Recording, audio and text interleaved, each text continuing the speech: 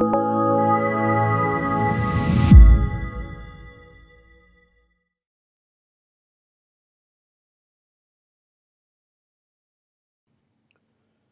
I'm Jacob Hornberger, founder and president of the Future of Freedom Foundation, and this is this week's issue of the Libertarian Angle, the show that brings you the libertarian perspective on the issues of the day. I'm joined, as I am every week, by my co-host, Richard Ebeing. Richard, good to see you again for another round of Libertarian Angle.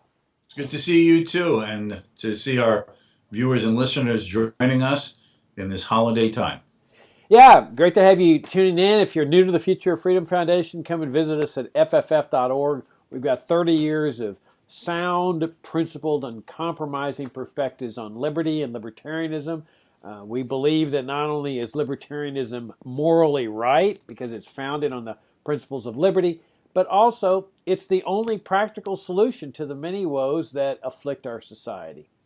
So, Richard, we're going to continue our series on socialism in America, analyzing the various aspects of socialism. We left off last time by bringing up the United States system in the 19th century, pointing out some of the positive aspects. We know that not all of the aspects were positive, but we were looking at the positive aspects of a free market philosophy, what somebody might call a capitalist system, people free to keep everything they earn, do what they want with their own money, accumulate capital, increase standards of living, huge outburst of voluntary charity, no Social Security, Medicare, Medicaid, no income tax, no drug laws, no immigration controls. It was really, regardless of what you might say about 19th century America, this really was a unique, different way of life compared to societies throughout history. So things start to change, though. And we obviously do not have that kind of society today. So I thought we ought to examine what brought about this shift. And I think one of the major factors, and we've alluded to this, was the progressive movement. You've pointed out that there were people going to Europe and studying and learning socialist ideas. And the socialism paradigm was percolating all over the world. It was starting to get the attention of people because it had this siren song, if you will, of that the government will take care of you, that a lot of bad things happen in life, and as people are accumulating wealth and engaging in business in the marketplace, they're going to be exploiting people and taking advantage of people. And so the government can serve as the protector. Through regulations, through taxation. In other words, resorting back to what had existed throughout mankind's history, where prior to the publication of Adam Smith's Wealth of Nations, that the idea was that government was taking care of people, and Smith's revolutionary idea was, hey, that's the problem. This is why there's lower standards of living. That if you want higher standards of living, especially for the poor, stop government from taking care of people. So this notion of socialism was really a throwback to that concept, a variation on it, but the idea was that we need government to take care of us and protect us from greedy, rapacious businessmen. And so the progressives start importing these ideas, and at the same time you've got the move toward foreign interventionism, empire. That was what the Spanish-American War was about. And as we go into the 20th century, we get the intervention into World War I, and then of course we get the income tax in 1913. We get the Federal Reserve System in the same year, and this is all moving America into the 1930s. So before we get into the 1930s, let me throw it out to you you could flesh out, develop this movement toward change, toward socialism and interventionism that was taking place in the latter part of the 19th century and then into the early 20th century. Yeah, let me sort of put this in a bit, as you're suggesting, a bit of historical context. And the emphasis, at least part of the emphasis, should be a reminder of the unintended consequences of human action and of ideas. There are several strands at work here. One, I will say, is what came to be the presumption of a society that had moved from monarchy to democracy. The second presumption was the nature of human relationships in society. And the third one was, to use Friedrich Hayek's phrase, a pretense of knowledge. So let me briefly talk about each of those, if I may, Jacob. First, let's talk about democracy. The fact is that throughout human history, the most widely occurring political system was some form or other of monarchy. It might be based upon conquest and imposition by force. It might be some variation based upon that then is transformed into the idea of a divine right of kings, so that God ordains this person and his lineage to rule over a society in all obedience to the monarch, because he represents God's representative on earth, and so on. But that was basically the system that had predominated in most parts of the world for all of recorded history. There were episodes of democratic ideas, the ancient Athenians, right, the city-state of Athens, and so on. But it really wasn't until the 16 and 1700s that the ideal of that government must reflect the representation of and the will of the people, rather than the king just arbitrarily imposing his will and desires on the majority of the society. Now, this is part of the idea of the American Declaration of Independence. We hold these truths to be self-evident, that all men are created equal, they have these certain inalienable rights, and that government is formed among men to secure these liberties.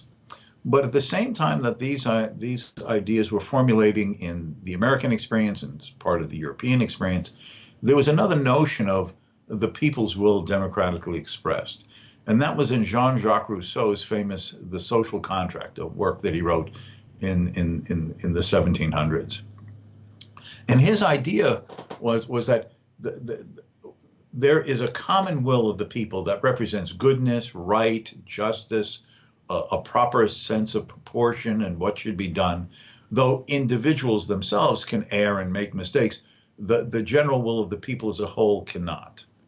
And then as slowly but surely, democratic forms of representation began to grow in the United States early in the colonial period, then of course in England, and then in France. There emerged this idea that monarchs were oppressive, but democracy meant that men ruled themselves. We elect the representatives. It is our ideas and wishes and desires for what government should do that these elected representatives are supposed to reflect and implement. Now, a king, a tyrant, can oppress people, but how can a person oppress himself? Your actions, even if you might, after the fact, rethink whether that was a wise decision or not, but at a moment of choice, this is your decision, your choice. And certainly, therefore, anything you do is a reflection of your will. And how can you oppress yourself? Well, then democracy came to take the form that if the people rule, there cannot be oppression in the society, because the government represents what the people want. Now, you could argue about a lot of things, about unpack that, if you will. But I'm talking about an historical trend of ideas. And so therefore the suspicion, the hesitancy, the doubt, the second thoughts about wondering, do we want government to have power to do things in society, got changed, Jacob. Before, the idea was you need to limit government because there can be a bad person in charge who will use government for his own purposes. But once the people rule, why do we need to have the same degrees or forms of restraints on government? Because the people will not oppress themselves. And therefore, whatever is democratically chosen by the people is therefore good, desirable, healthy, and, quote, progressive. Now, that changes the entire notion, Jacob, if I may suggest, of the nature of government. Government is no longer an institution of force in which some use the power of coercion to oppress others.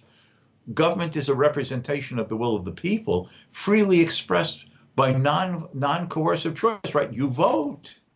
You elect these people. They then implement the policies and the directions of policies that the people desire. And therefore, that meant that there emerged the idea that we no longer have to worry about, or at least to the same degree, about restraints on government. And that becomes a movement towards a more unlimited notion of democratic choice, and a movement away from the idea that we must always be suspicious of giving power to anyone, and therefore we have constitutional restraints defining and narrowly specifying the functions, duties, and responsibility of a government. The other change that occurred in the 19th century was the rise of socialism and the socialist conception of human relationships.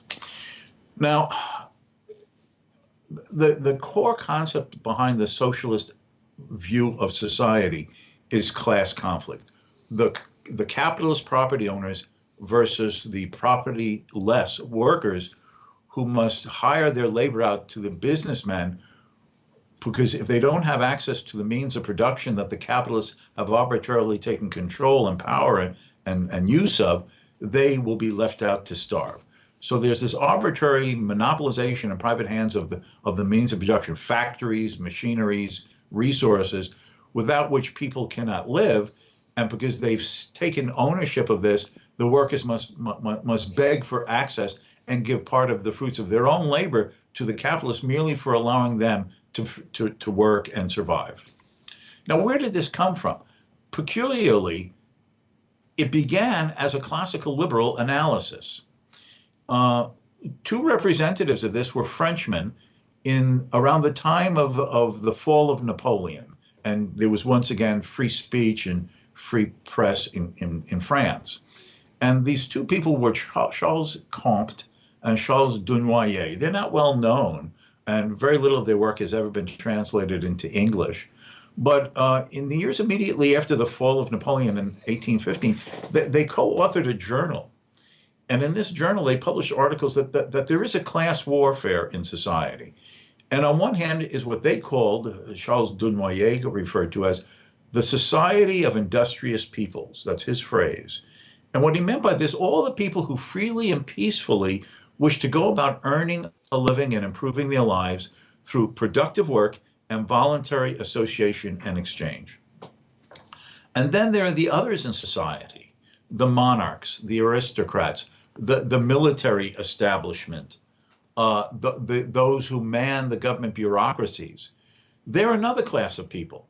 They want to rule and extract the wealth of the industrious peoples of the society for their own political and power lusting and militaristic ambitions. That's basically the way they explain this. So it's basically the free, spontaneous, market-oriented society versus the political usurpers who wish to use power to plunder others in society.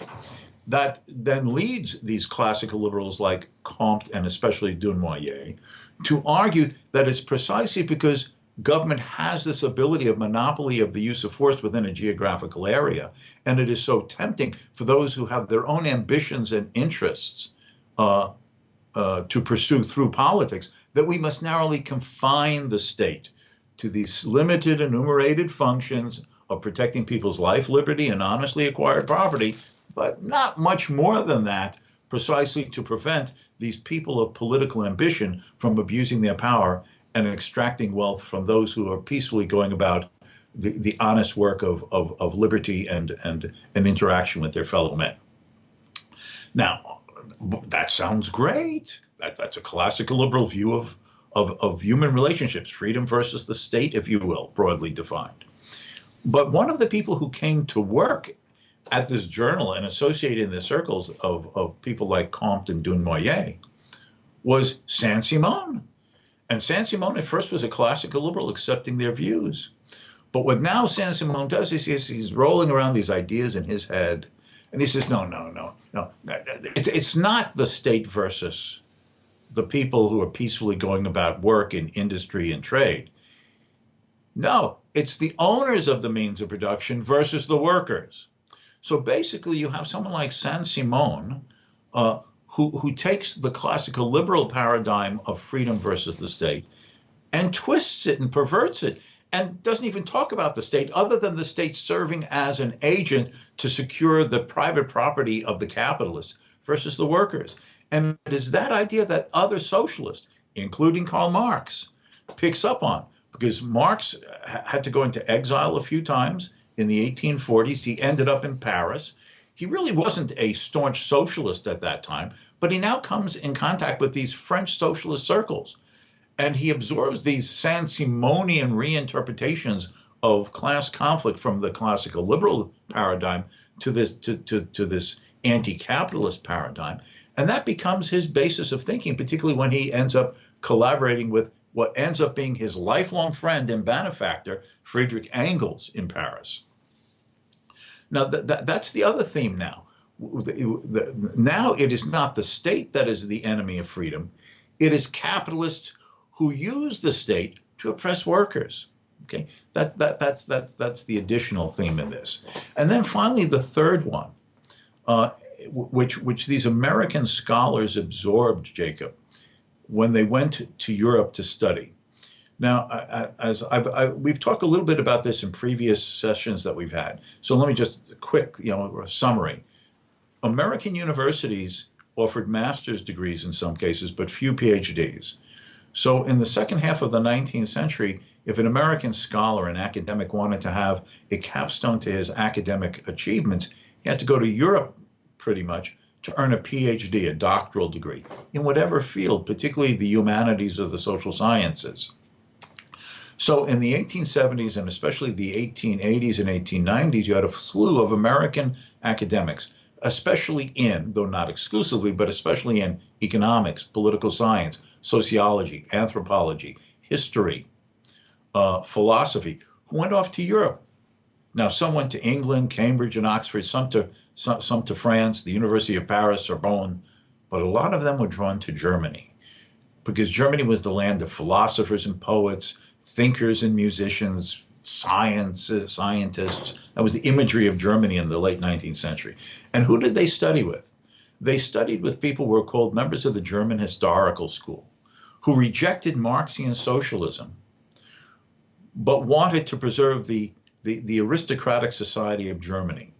So what they said is there can be abuse by an unwieldy monarch, and certainly by greedy businessmen who want to produce for profit while exploiting workers.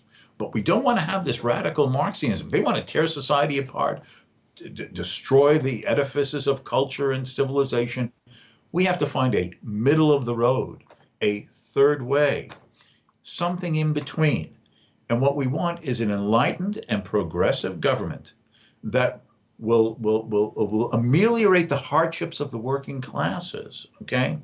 While at the same time preserving those aspects of the existing and traditional society's institutions that are worthy of protecting and maintaining.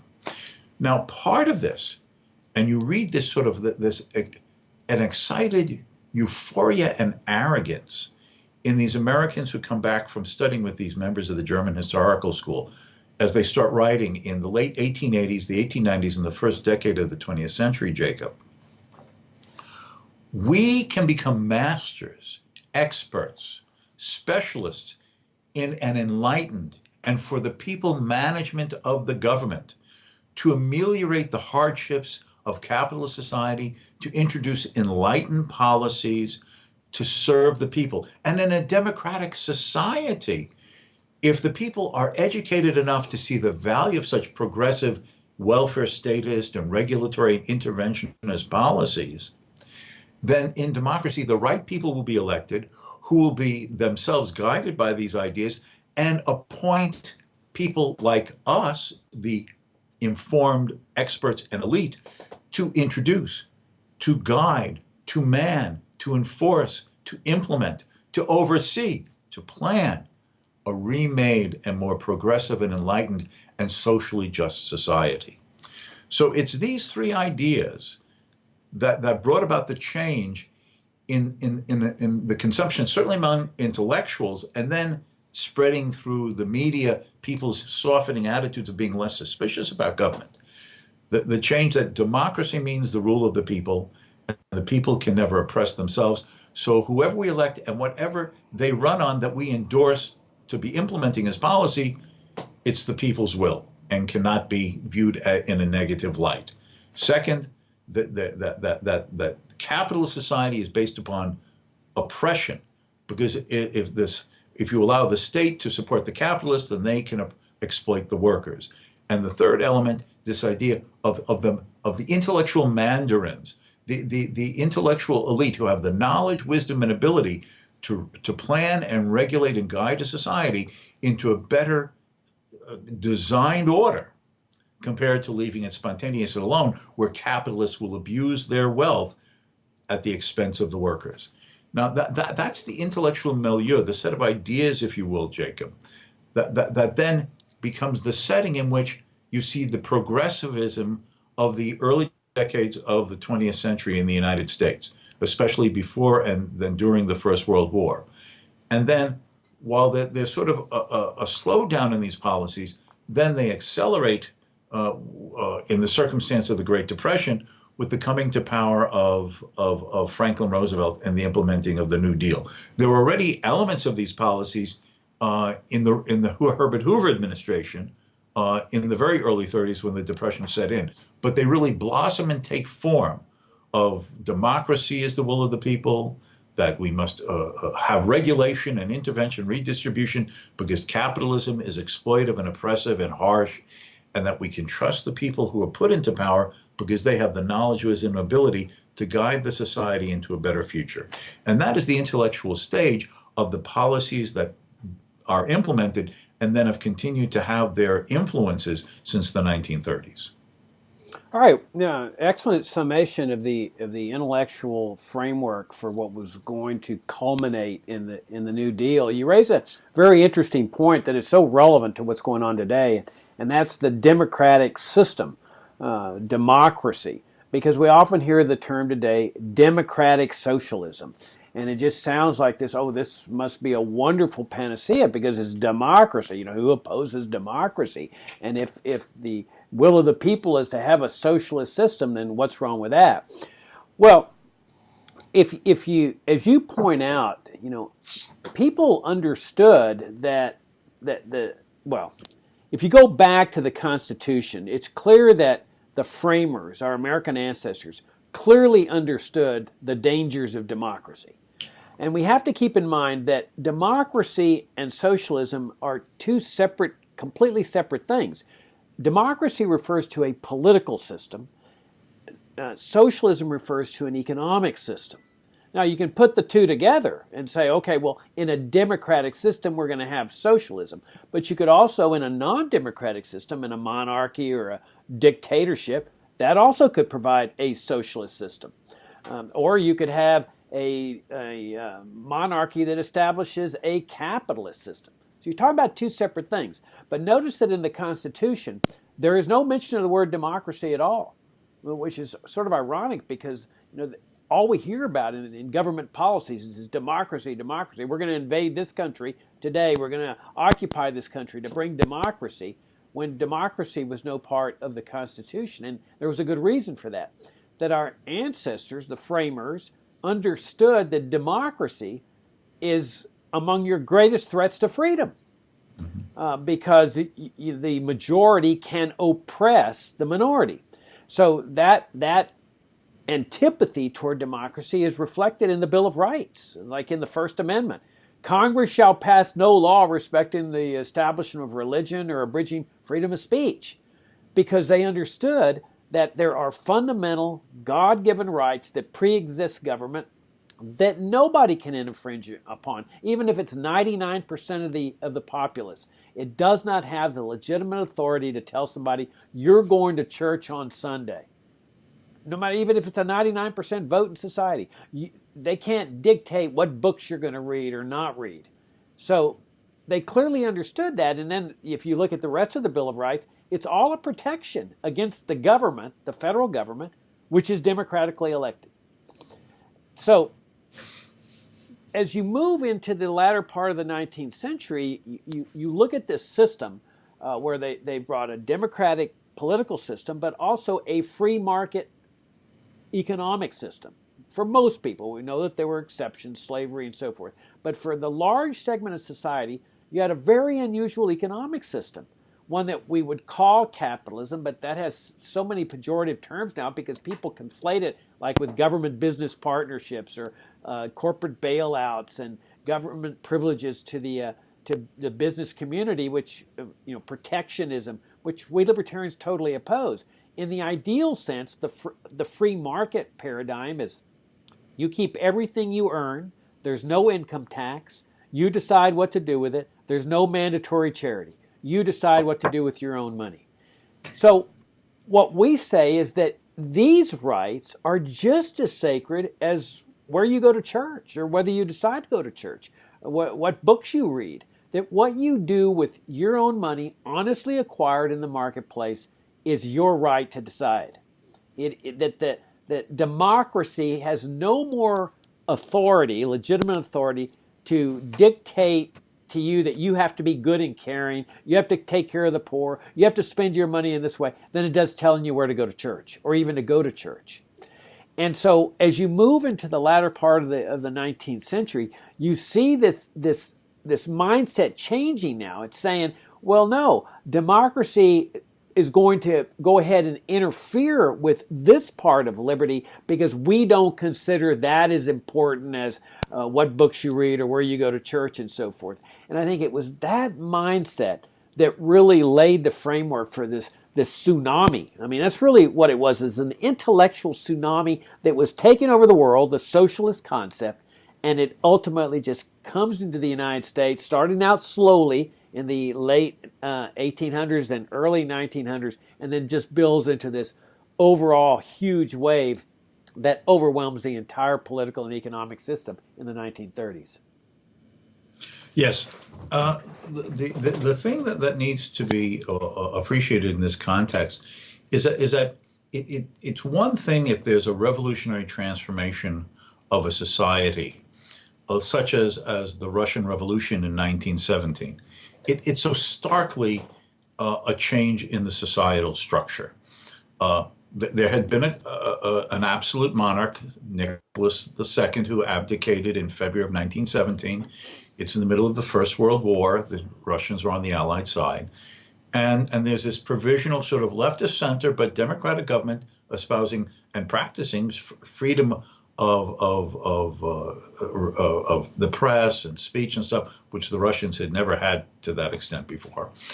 And then in November of 1917, you have Lenin and the Bolsheviks undertake a coup d'etat and seize power. And after a very bloody and destructive civil war for about 2.5 years, Lenin and the communists are in power.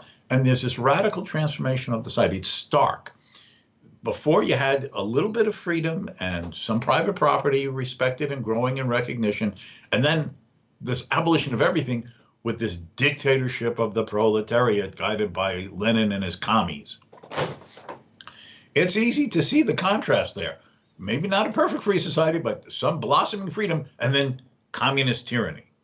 The perversity that has happened in the West, including the United States, is the gradualism of the transformation of ideas and then the implementation of policy. You know how it's often said, Jacob, if you stare at a clock, it's kind of hard to really notice the hands slowly moving. But if you look at the clock, it's 9:15, and then you turn away, you're involved in things, you're in a conversation, you look back, oh my God, it's already 5 to 10. Where did the time go? The slow transformations that began in the element of ideas, the idea that maybe government should do this and maybe should government do a little bit more of that, and then implementing incrementally this policy and that policy, it made it very difficult for most Americans, particularly seemed some reasonable. Well, of course we believe in freedom, but some people have fallen upon hard times, and sure, maybe charity isn't always there to help everyone. Well, just a little bit of government helping hand, right?